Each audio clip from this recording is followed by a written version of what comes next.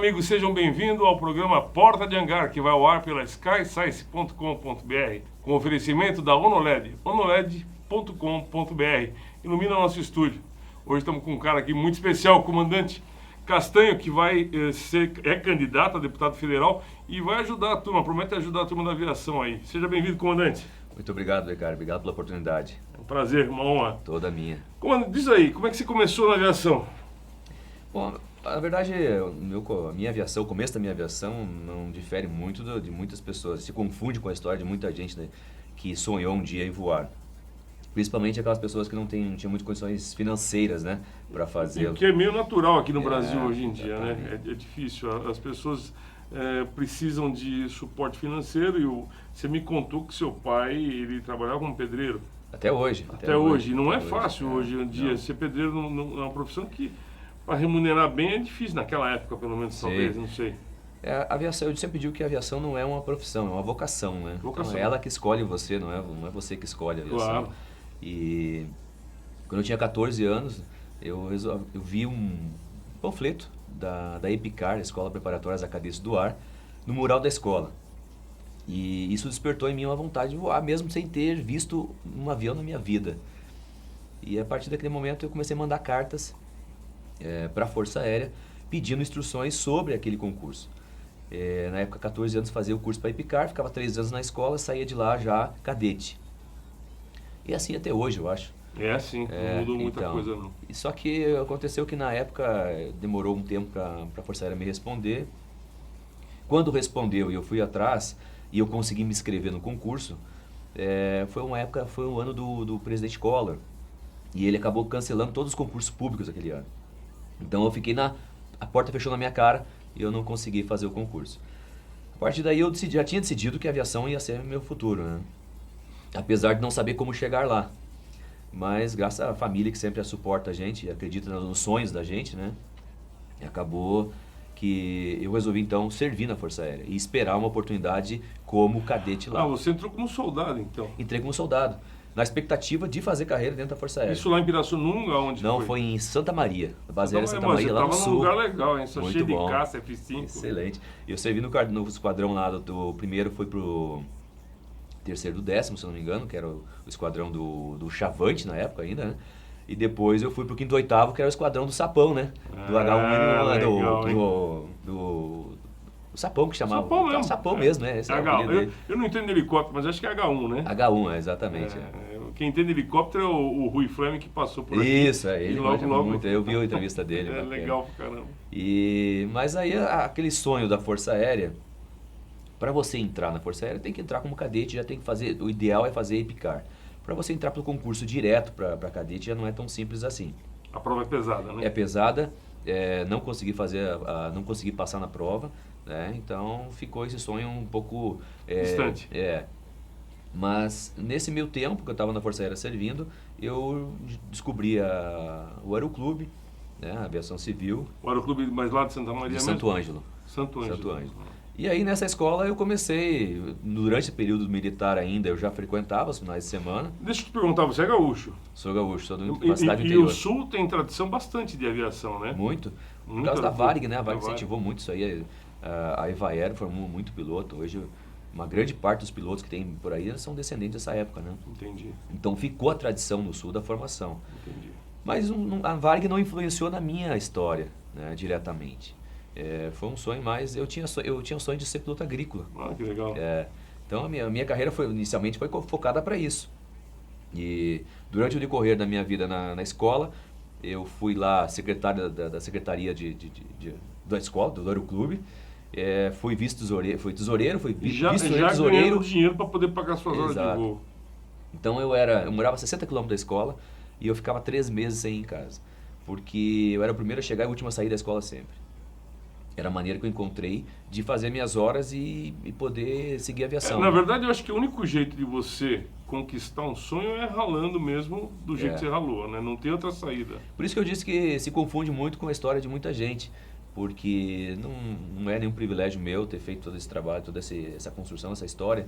Porque todo mundo que não teve dinheiro na aviação teve que percorrer esse caminho. Então você pode dizer para as pessoas ali em casa que vale a pena tentar. Vale. Porque Aliás- senão não realiza o sonho. Não é nem tentar, é não desistir, Não né? desistir. Porque se você não desistir e plantar a semente na terra Pensar fértil, ela positivo. vai dar certo, vai isso vai aí. germinar, né? É isso aí. E aí hoje entra uma questão, aproveitando, fazendo um parênteses nessa história, é uma questão que eu valorizo muito e que eu acho que a gente tem que brigar muito ainda para não deixar morrer a história dos aeroclubes. Eu sei que o aeroclube ele teve uma função primordial na formação do piloto brasileiro, ele ainda tem, tá? E se tem uma vertente hoje de querer tirar os aeroclubes dos espaços dos aeroportos, de querer minar os aeroclubes de certa forma. Então, eu acho que nós temos que preservar essa história, valorizar a história dos aeroclubes. Só se formou sem dinheiro na história da aviação nos aeroclubes. É isso aí. Tá? Então, o aeroclube valorizou essas pessoas, deu a oportunidade. Então, nós temos que pensar bem nisso. Deixa eu só falar um negócio. O que o comandante quer dizer também é que quando você é brevetado num aeroclube, você também tem a oportunidade de voar, fazer voo panorâmico, estar do lado das pessoas lá o tempo todo e crescer na aviação, né? Exato. Porque não é fácil pagar hora de voo e tudo mais. Tem que estar lá o dia inteiro. Para te ter uma ideia, é uma troca que sempre funcionou muito bem. Sempre. Eu, por exemplo, fui desde secretário no aeroclube até presidente da escola. Então todo mundo que tem digamos assim, a sua oportunidade na escola acaba contribuindo e devolvendo isso, né?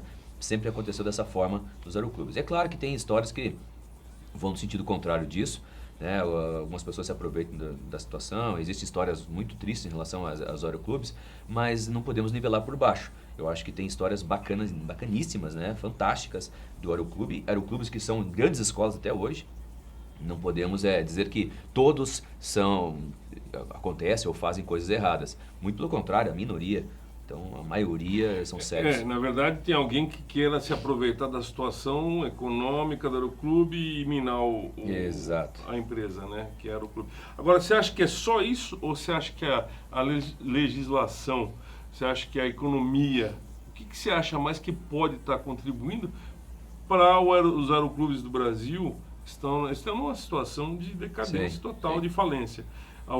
Alguns muito bem administrados, eu posso citar Jundiaí e Itápolis, que é muito bem administrado, enfim, Bragança, Aeroclube de São Paulo, não sei como é que está, mas me parece que também está numa situação razoavelmente boa. O que você me diz? Qual a situação, além esse problema que você falou?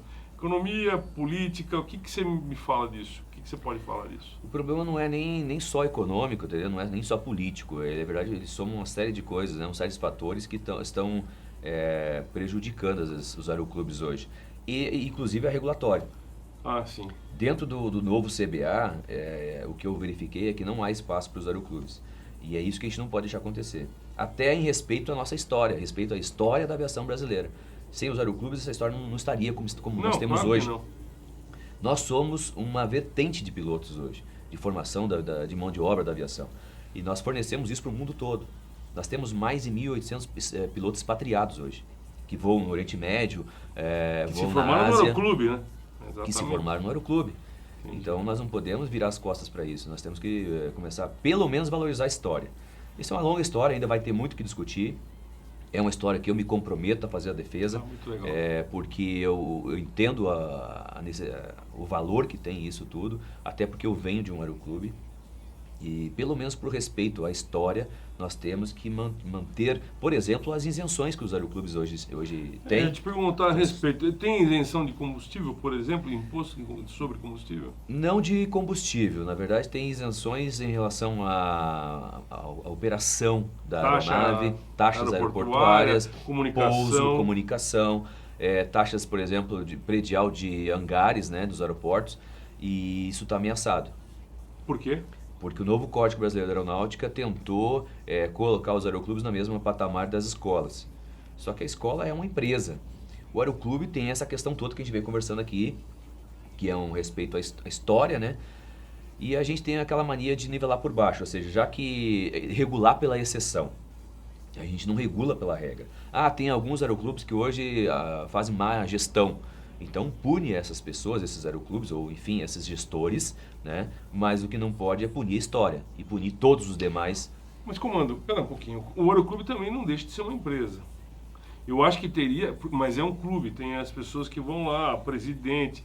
Eu não sei, o presidente não deve ganhar nada para cuidar do Aeroclube. Esse é o ponto. Esse é o ponto. Você acha que teria que profissionalizar o Aeroclube ou seria uma bobagem isso que eu estou falando? Não, nenhuma. Pelo contrário, eu concordo plenamente. A ideia, o caminho é esse. É profissionalizar as escolas. Transformar o Aeroclube numa escola.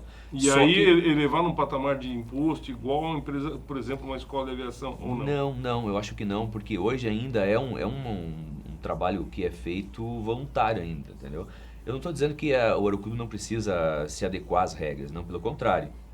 Mas agora, nós temos que, de certa forma, manter o incentivo para essas escolas formarem pilotos num custo mais barato, pilotos que não têm hoje condição de pagar. Entendi. Que, aliás, é o que a história nos conta. Tá? Então, não quero que o Aeroclube tenha um benefício exclusivo, mas pelo menos a manutenção das isenções que existem hoje.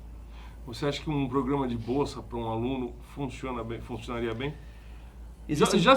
Desculpa te cortar, já aconteceu alguma coisa desse tipo? Existe Bolsa Piloto hoje, que é financiado pela Secretaria de Aviação Civil. Tá? Tem um setor lá de treinamento que foca nisso. E o que o pretendente à Bolsa é obrigado a fazer para poder almejar essa Bolsa? Tem uma série de fatores. O problema é que o que tem se demonstrado aí nesse benefício é que a produtividade desse aluno que faz o uso da Bolsa ele é muito pequena. Porque assim, a pessoa consegue a Bolsa, né, de acordo com os critérios que são fornecidos, depois ele descobre que não é isso que ele queria. O dinheiro que o Estado, que a sociedade investe naquele piloto não é aproveitado, porque ele desiste. Ele não tem nenhuma obrigação com relação a isso? Não é vocacional, né? Não é voltado para a vocação. Então eu acho que tem que ter sim um incentivo. Talvez no futuro a gente possa ter um curso público de aviação, pensar nisso. Seria interessante. Tem um projeto hoje no Legislativo, inclusive na SAC, que pretende tornar o curso de aviação obrigatório, o curso superior de aviação obrigatório, para poder torná-lo público. Agora, nós temos que tomar um certo cuidado, porque o curso público de aviação é bom. Obrigatório é bom, nós temos que avaliar. Talvez para piloto comercial de linha aérea ou de linha aérea seja muito bom. Agora, por exemplo, não pode tornar o curso superior de aviação obrigatório para o piloto agrícola, por exemplo. Entendi. O piloto que vai voar o avião dele na fazenda, ele tem a obrigação de fazer, para poder voar o avião, claro. Tem que fazer o curso superior. Aí então, não. é isso que nós temos que tomar cuidado. Ou separar o que é profissão, o que é... Exatamente. Então, se ele escolher a carreira profissional dele, que é o piloto de linha aérea, é válido sim, ele tem um curso superior obrigatório, até para poder tornar esse curso público. Porque hoje um dos requisitos para ter o curso público é que o curso seja obrigatório para a profissão. Entendo. Então, esse é o caminho que a gente tem que seguir. Mas é isso, é uma longa história, tem muita coisa pela frente de ser discutida nessa questão de aeroclubes, de escola, de formação. Nós precisamos resgatar essa tradição, ou pelo menos salvar a tradição que nós temos de formação, excelente qualidade da mão de obra. Hoje o pessoal fala, mas decaiu muito, a gente está perdendo qualidade. Não é. Concordo em partes, mas nós temos uma história que nos mostra que não é à toa que o Oriente Médio e que a Ásia vem buscar aqui de centenas de pilotos. Sim, claro. Nós temos uma tradição na aviação. Agora, me diz uma coisa, o que você acha que a indústria aeronáutica pode ajudar na formação do piloto com aviões para treinamento? Você acha que existe essa possibilidade? Para baratear, mesmo porque para baratear o custo, você tem que buscar um avião lá fora, é caro. O Paulistinha hoje está... não sei se está inviável, mas não tem mais gente que consiga, por exemplo, reformar um Paulistinha com a qualidade que tinha antigamente, Portela e tudo mais. A mão de obra ficou escassa. Você acha que a indústria pode ajudar com aviões mais modernos, de fibra de carbono, mais baratos, mais leves e tudo mais, para o cara aprender realmente a voar PP e tudo mais? Pode e deve, na verdade. Uma das reclamações, eu estou fazendo um tour pelo estado e conversando com todo mundo, desde a aviação aerodesporto até... E você está fazendo tour de avião ou de carro? De carro, né? Estou de carro. Mas Quanto rodou de avião não dá. Essa semana? Quanto você rodou? Essa semana já foi quase 4.000 quilômetros, 3.500 quilômetros. Amigo, vida de político não é fácil não, de pré-candidato. Bom, mas aí a ideia é buscar justamente os gargalos, né, e os problemas que a aviação enfrenta. Então eu tenho conversado aí desde a aviação de aerodesporto, aviação experimental, até táxi aéreo e até companhia aérea. O problema hoje é que não é nem questão de incentivo, tá? Não há uma facilitação da burocracia, dessa questão regulatória, para que a indústria que começa na aviação experimental cresça. Porque hoje está se tentando o quê? Segurar essa indústria. Na verdade, tem que ter critérios para a indústria, sim, tem que ter critérios para garantir a segurança do usuário, né, e também do cliente. Agora, nós temos que pensar em valorizar essa aviação experimental para que ela se transforme daqui a pouco num avião que possa contribuir, inclusive, para a formação. É um incentivo à indústria, é uma escala de incentivo. Então, essa é a grande preocupação. Mas aí você diz, pegar o avião experimental e transformar ele para um avião homologado e ter um curso de formação de pilotos, é isso? É isso, em partes é isso. Toda aviação, todo avião que foi fabricado, ele começou na aviação experimental. Aí começa a desenvolver as técnicas práticas, né? E depois submete isso a uma homologação mais criteriosa. Mas não tenho dúvida de que o caminho começa pelo fato da incentivo a essa indústria, até de fundo de quintal. Daqui a pouco se descobre o potencial, né, de uma aeronave treinadora. Nós temos um avião experimental. Saída experimental e ter um avião treinador, por exemplo. Que hoje a Embraer, por exemplo, não vai se envolver na fabricação de uma aeronave. Não tem sentido, a empresa daquele tamanho não é o que eles querem. Mas o que eu acho que a gente já teve, ainda tem a Neiva, né, que é a Embraer, sim, então, que produziu grandes aviões para aprendizado. Comandante, agora vamos falar da sua candidatura. O que você tem para oferecer para os aviadores do Brasil? Qual é a sua plataforma? O que você pode ajudar na aviação? Eu acho que também profissional, que é importantíssima, né? Eu acho que o seu foco é mais aonde na aviação? Então, essa questão regulatória hoje, a gente precisa tomar muito cuidado, né? Existe uma reforma do CBA acontecendo no Congresso, e assim como existem N reformas. Existe a necessidade de a gente prestar atenção em algumas regras infralegais, né, para incentivo, ao mesmo tempo garantindo a qualidade e a segurança. Mas a reforma do CBA é o mais preocupante hoje. O Código Brasileiro passando por essa reforma, entra a questão das escolas aí que estão sendo, de certa forma, há uma tentativa de tirar as isenções dos aeroclubes. Existe uma tendência a criar uma categoria diferenciada para essa aviação experimental, que fabrica aeronaves em série, mas existe ainda a necessidade da gente criar aí um incentivo à indústria para ela dar o passo à frente e fazer isso que a gente acabou de falar. E em relação aos cuidados que nós temos que ter, por exemplo, na mesma linha da aviação experimental, para que um táxi aéreo, por exemplo, ele consiga fazer uma linha aérea sistemática ou complementar, né, e possa se transformar numa regional. Hoje, os requisitos... Desculpa te cortar, mas só que veio na minha cabeça, o táxi aéreo, a empresa de aviação comercial, paga impostos absurdos em cima de tudo hoje. Sim. É muito caro manter uma empresa comercial, né? Sim. Então, exatamente. E os critérios para você formar uma empresa regional, para haver essa migração de 135, por exemplo, né, da RBC 135 para 121, é uma distância muito grande, entendeu? Sendo que os requisitos para você sair de um táxi aéreo para montar uma empresa regional, por exemplo, ou uma linha aérea temática, são quase os mesmos para uma companhia aérea de grande porte. Então tem que haver um escalonamento aí dessa regulamentação, para que haja até um incentivo do BNDES, de repente, né, do financiamento público para a indústria, para fomentar essa indústria. Imagina, o interior do estado de São Paulo hoje não tem uma linha aérea regional, nem assistida pelas grandes, nem para um táxi aéreo que tenha condição de evoluir para uma linha aérea sistemática, que hoje é um táxi aéreo fazendo ligações sistemáticas no interior do estado e alimentando as grandes companhias aéreas. Isso fomentaria em escala por exemplo, a CIS, Prudente, Bauru, que tem um potencial, São José do Rio Preto, a ter uma ligação sistemática entre elas para alimentar essas grandes companhias aéreas que poderiam ter mais voos atendendo a sociedade. Esse assunto é muito legal, mas eu vou ter que dar um tempinho para um intervalo comercial. Vamos falar aí com a ONOLED, Até daqui a pouco, volto já.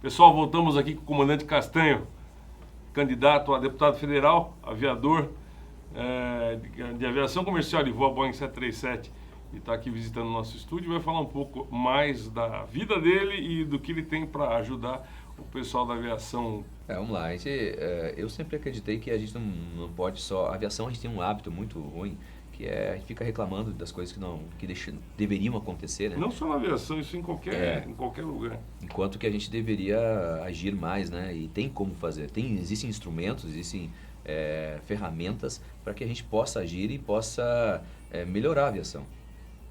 Prova disso foi que eu surgi na aviação, meu nome surgiu aí dentro da aviação, porque aí chegou um momento que a gente disse, não, mas a gente tem que fazer alguma coisa. A gente vivia reclamando da lei do aeronauta.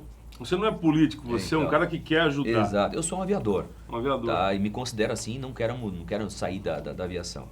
Então, mas eu também não posso me omitir, né, de tomar as atitudes que tiverem que ser tomadas, né, para mudar esse cenário. E isso aconteceu no caso da lei do aeronauta. A gente vivia reclamando que a gente tinha muita madrugada consecutiva, que a gente tinha uma escala mal aproveitada e por aí afora, muito tempo de solo. Então existia uma falta de produtividade que era ruim para a empresa, ruim para o aeronauta. E foi daí que a gente decidiu, não, mas a gente tem que fazer alguma coisa para mudar isso, né? E começamos com a mudança da lei do aeronauta. E botamos na cabeça que a gente fazer essa mudança. Ok, fazer a mudança foi uma decisão acertada. Mas como chegar lá? Quais seriam os meios para chegar? E foi aí que surgiu a mãe de um colega nosso, que era desembargadora do trabalho. Me chamou um dia e falou, vocês precisam de uma ferramenta, vocês precisam de um sindicato. E aí aquela história de achar que sindicato tem aquela imagem arranhada, né, de sindicalista e tal.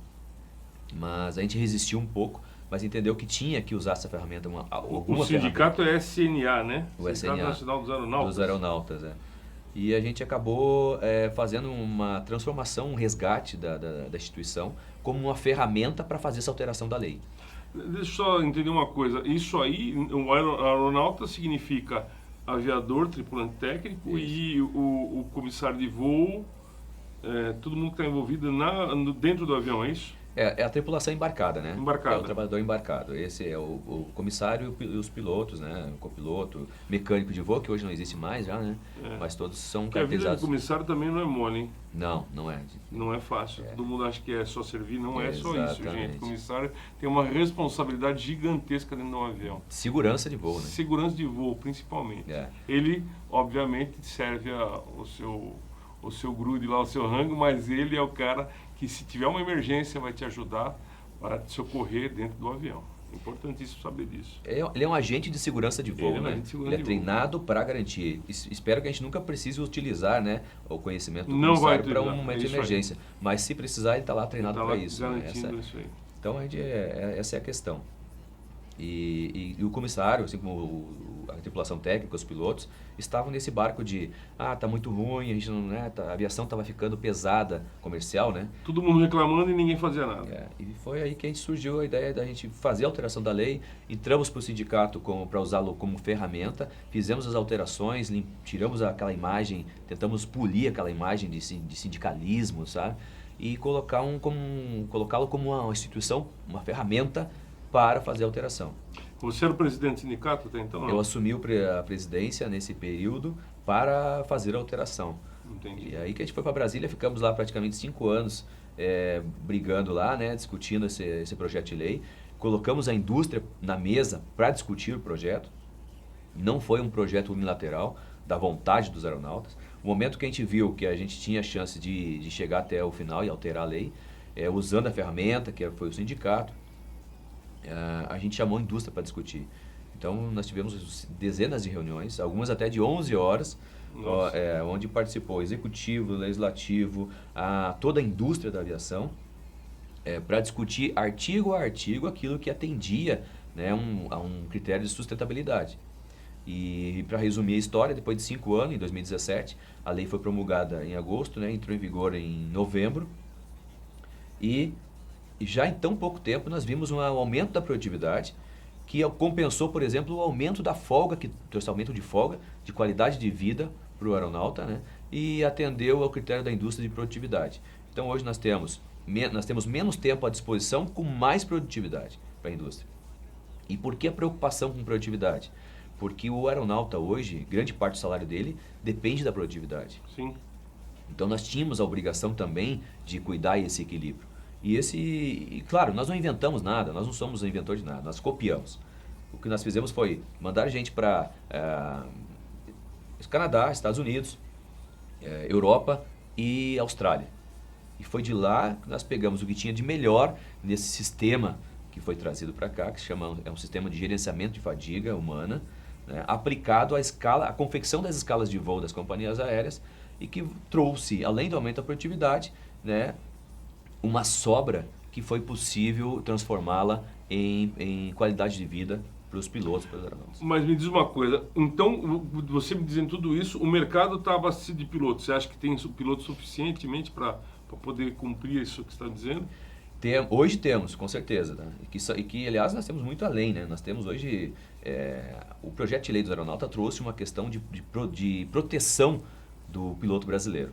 Que todo mundo chama, isso aí é reserva de mercado. Eu não concordo. Eu acho que reserva de mercado é quando você faz uma proteção de algo que você não tem. Claro. Nós estamos protegendo um excesso de mão de obra que nós temos hoje. A prova disso é que nós temos mais de 1.800 pilotos fora do país.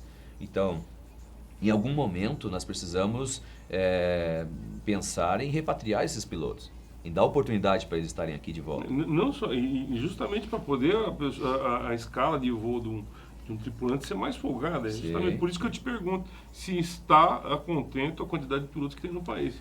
Está contento, mas existe um risco daquilo que a gente estava falando das escolas. Nós não podemos desfavorecer as escolas, a formação hoje, a facilitação. Tem gente que vai aposentando, vai saindo, Exatamente. o cara que muda de profissão. Existe muito esse negócio. Nós não podemos deixar acontecer aqui o que acontece na Ásia, né, e Oriente Médio, onde eles estão pagando salários altíssimos para os pilotos irem de outros países para lá, porque eles não têm nem a tradição da formação, entendeu? Eles não têm qualidade de formação. Nós temos isso e nós não podemos perder. Tá? Então, a preocupação do projeto de lei inicialmente foi focada na aviação comercial, mas não só nela. Tá? Ela trouxe a inclusão da parte dos instrutores de voo, trouxe a inclusão da parte da aviação privada, né? Trouxe a inclusão de todo o segmento da aviação agrícola, inclusive, para garantir que todos ficassem atendidos na lei. E também trouxe a proteção para o trabalho de brasileiros como aeronautas, né? Porque hoje a gente vive uma globalização muito ferrenha da aviação, né? O comandante, uma pergunta que eu tenho, eu sempre me pergunto isso. A gente está falando de aviação comercial basicamente aqui, mas e a aviação executiva? A gente sabe que o piloto comercial tem aí um treinamento ferranho, eu não sei quanto tempo vai fazer simulador na CAI aqui no Brasil ou no exterior, enfim. E o executivo? Existe alguma lei que obriga que os pilotos entrem para esse tipo de coisa? Porque para o piloto, o que eu quero dizer é o seguinte, para o piloto e para o operador da aeronave, é muito seguro o cara, um executivo, fazer um simulador, um treinamento. Eu acho que teria que ser obrigatório. Isso é obrigatório ou não existe isso como se é na aviação comercial? O que você me diz disso? Você acha que é legal? Não, o treinamento sempre é bom, tá? O problema não é o treinamento. O que a aviação executiva sofre é um problema diferente. A agência ela se preocupou em trazer... Então, só um minuto. Então, antes de você continuar, a aviação executiva tem treinamento? É isso que você está me falando? Existe a exigência hoje do treinamento adequado, treinamento em simuladores, tá? Em centro de treinamentos, né? Mas existe um problema, que é a questão da estrutura. Nós não oferecemos uma estrutura no país hoje para que esses pilotos façam esse treinamento. Então, muitos pilotos executivos hoje, de aeronaves executivas, eles estão sendo obrigados a fazer um treinamento que não tem no Brasil. E com isso aumentou o custo da manutenção da licença desse piloto. Ele tem que ir para fora fazer simulador. Mas isso aí não é, na verdade, o patrão que tem que pagar? Existe um problema maior aí, que hoje a aviação executiva, e a lei do aeronáutico, inclusive, trouxe uma preocupação com isso, ela tem um problema de pejotização. Né? Tem muita gente que faz um trabalho como se fosse uma empresa, uma pessoa jurídica, né? E presta serviço para o patrão. Só que quando chega a revalidação da carteira dele, o patrão acaba não se responsabilizando por isso. O cara tem que se virar sozinho. Exatamente. E aí tem um problema, porque esse cara ele acaba barrando nesse momento numa falta de estrutura. O país não oferece estrutura, a agência de aviação não oferece essa estrutura para ele aqui no país e exige que ele tenha esse treinamento.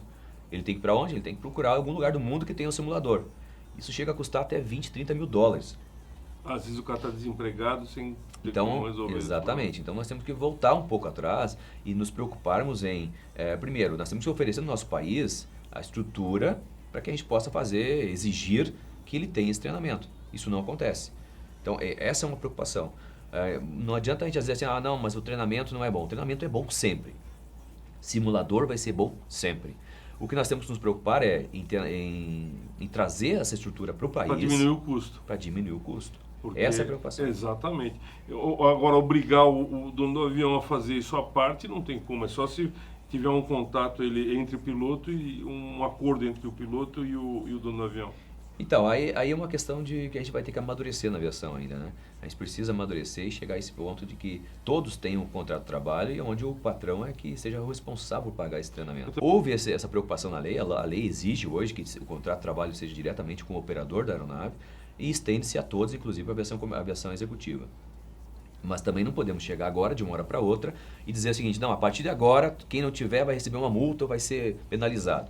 Porque a cultura nossa de aviação foi montada em cima dessa questão de pelo tempo foi pejotizando, né? Que se existe esse termo, as pessoas foram fazendo um contrato como pessoa jurídica e prestando esse serviço. Para alterar isso agora... Pejotizando, você quer dizer PJ, pessoa jurídica. Exatamente. Agora eu entendi só. Mas o que eu vejo que é uma das saídas para isso é simulador, que hoje em dia está muito legal essa parte de simulador. Simulador mais barato, que não tem movimento, aquela coisa toda, que o cara pode fazer um refreshment na aeronave dele, é perfeito, é feito Sim. lá com Windows, com Flight Simulator, o cara senta lá e pode fazer um refreshment.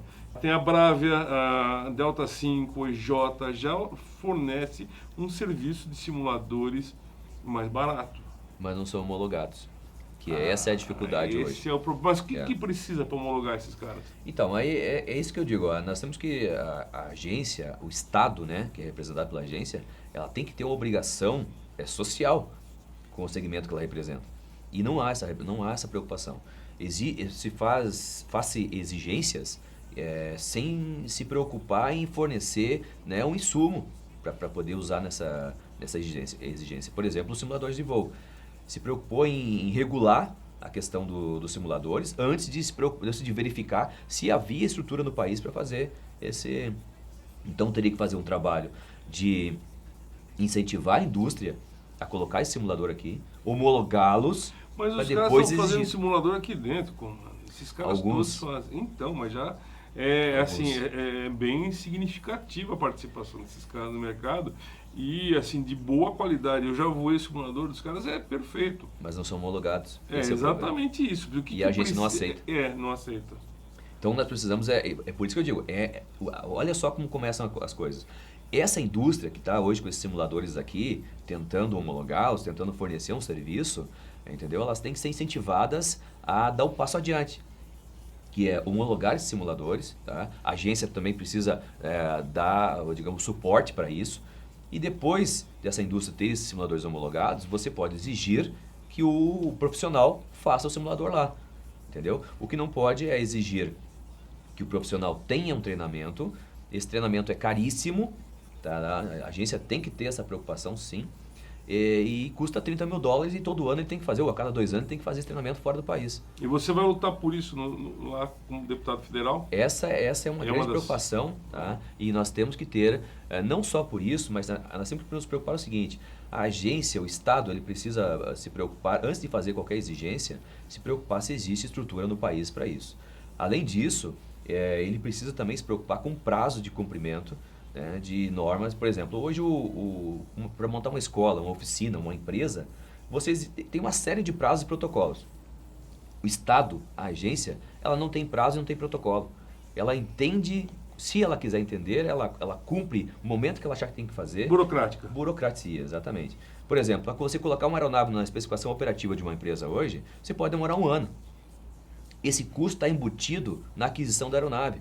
Muitas aeronaves, muitas empresas, elas avaliam a negativa, né, a desistência de tu colocar essa aeronave na frota, porque ela tem que contabilizar esse 1 ano da aeronave parada, ou então com uma série de restrições. Então, a agência, o Estado, também tem a obrigação, entendeu, com prazos e protocolos para que a indústria possa produzir. A agência ANAC não cumpre os protocolos com rapidez e torna a máquina da aviação onerosa. Exatamente. E a ponto da indústria pensar 2 vezes antes de adquirir uma aeronave, sabendo que vai ter dificuldade nesses prazos. Isso é muito triste. Muito preocupante, né? Preocupante, claro, muito preocupante. Você estava falando sobre antes do comercial sobre a aviação regional. Sim. Você acha que um dos problemas de aviação regional enfrentam política de prefeituras das regiões ou não? É uma política envolvendo as locais, tá? Você sabe que tem muito prefeito que é antiaéreo, né? Sim, exato. E a nossa preocupação passa por aí. Da gente, isso é uma questão até, não é nem de cultura aeronáutica, porque o prefeito não tem a obrigação de saber nada de aviação. Né? Mas tem que saber que a aviação é um meio de transporte que faz a cidade, o estado e o país crescer. Exatamente. Esse é o ponto. É rápido. Né? Hoje existe, pelo contrário, né? Existe uma tendência no sentido contrário, né? Na contramão, que são prefeitos, né? São prefeituras, são vereadores, fazendo projetos por falta de conhecimento mínimo, básico, para tirar aeroportos do centro da cidade, para proibir a aplicação agrícola, até para proibir avião de passar em cima da cidade. Você acredita? Que absurdo. Então, são projetos de pessoas que não têm um mínimo de conhecimento básico da aviação. Não que ele tenha a obrigação de ter, mas às vezes é senso comum, né? Então nós precisamos começar a fazer um trabalho de incentivo a essas prefeituras, até de informação básica da aviação, e mostrar que a aviação é a porta de entrada e saída para a produção da cidade. Claro. Porque é o seguinte, basta ver o seguinte... Ainda mais lugares que no norte que são complicados de chegar só por meio de avião. Exato. Quer ver um exemplo disso?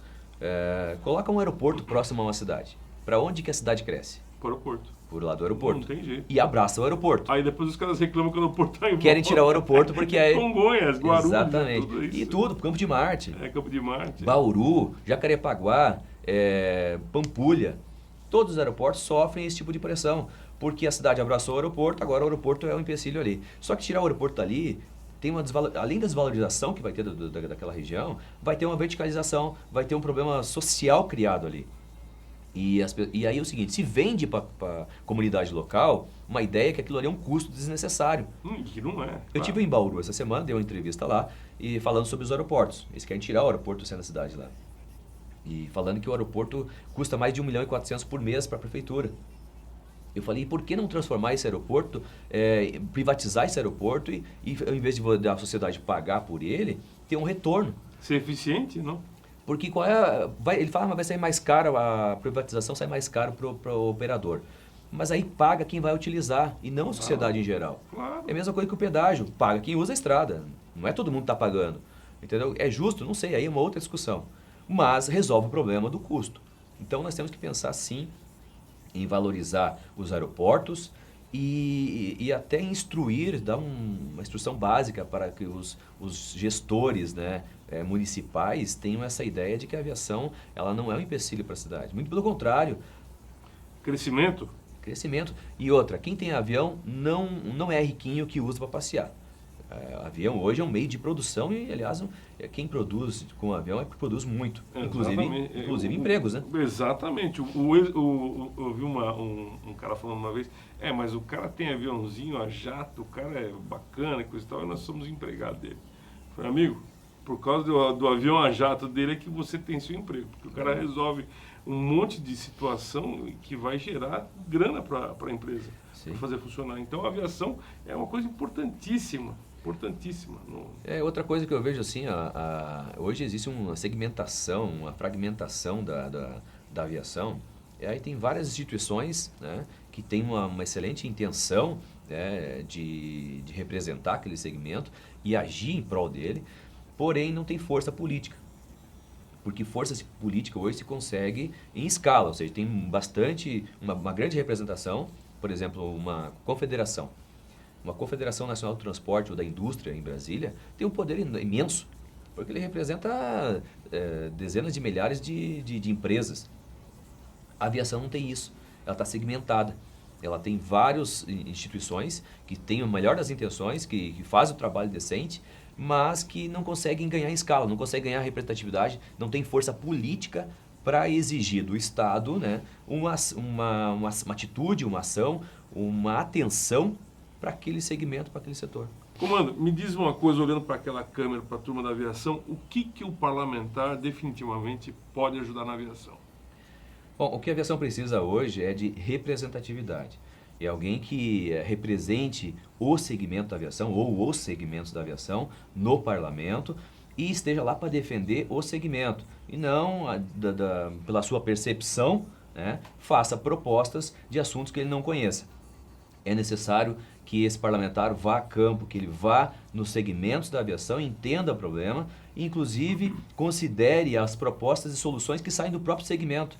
A agência, o executivo e o legislativo precisam ouvir mais a sociedade. Eles precisam chamar a sociedade para resolver os problemas que eles enfrentam. E não fazer um projeto de solução baseado na percepção ou no achismo. Então, hoje o que a gente precisa é exatamente isso. É envolver todo mundo na discussão. A agência, o executivo, o legislativo, todos estão lá para servir a sociedade. E eles precisam atender os anseios e atender a expectativa e as necessidades e ajudar a resolver os gargalos que existem. Então é isso que a gente precisa, de representantes no legislativo, no executivo, nas autarquias que se preocupem com o real problema e não fique fazendo leis, né, normas, regras infralegais que não atendam aquele segmento. Então é isso, é simplesmente representatividade, preocupação com o fomento da indústria, e isso começa desde a aviação experimental até a aviação comercial. Precisamos melhorar a questão da comunicação do interior dos estados, né, da aviação, essa interligação, a alimentação das rotas maiores, dos aeronaves maiores, com táxis aéreos ou até empresas regionais que, além de fazer um trabalho social, atender a necessidade da sociedade, eles possam também fomentar uma indústria maior e que fique sustentável. Eu acho que isso atende, né, a necessidade da aviação hoje. É isso aí, a aviação gera milhões de empregos em todo mundo. No Brasil também não é só para o piloto, é para o mecânico, é para o cara da comissaria, é para o faxineiro, é para todo mundo que está em volta, o cara que trabalha com controle aéreo, enfim. É importante que as leis sejam mais fáceis de ser cumpridas, a burocracia seja menor e que essa aviação consiga crescer para transportar o Brasil e o mundo com segurança. Comandante, muito obrigado pela sua participação. Volte sempre. É uma honra tê-lo aqui. Obrigado, cara. Obrigado mesmo pela oportunidade. Tá? Fico à disposição. A ideia é sempre ajudar a aviação. Eu sou aviador sempre, não vou deixar de ser nunca. Está no sangue. E eu sonho em ver uma aviação não vou dizer nem ao nível, mas parecida com a americana, já que a gente quer tanto trazer as coisas dos americanos para cá, que a gente copie também os modelos que deram certo. Que deram certíssimo, né? Então, lá, acho que tem uma interligação, a gente vê a aviação regional funcionando, a gente vê o táxi aéreo funcionando, a aviação geral funcionando. Se a gente não sabe fazer, a gente tem que copiar. Agora, a gente copia muitas coisas e pela metade. Porque desde a Agência Nacional, por exemplo, ela tem que ter um papel muito mais de fiscalização, né, do que de autorizadora de cada documento, Se ela homologa uma oficina, essa oficina tem que ter autonomia, ou uma escola, para dar carteira ou liberar a documentação da aeronave ou liberar a documentação do piloto e não ter mais esse contato com a agência, essa autorização a cada documento. Entendeu? Eu acho que a gente precisa evoluir para isso, ter uma responsabilidade compartilhada e ter uma pena dura para aqueles que cometem as suas infrações, os seus erros. Agora, não podemos nivelar por baixo. Hoje a gente regula pela exceção e não pela regra. Legal. É isso aí, pessoal. Desburocratização. Difícil de falar. Obrigado, comandante. Voltamos. Obrigado, Noled, por iluminar nosso programa. E até a próxima.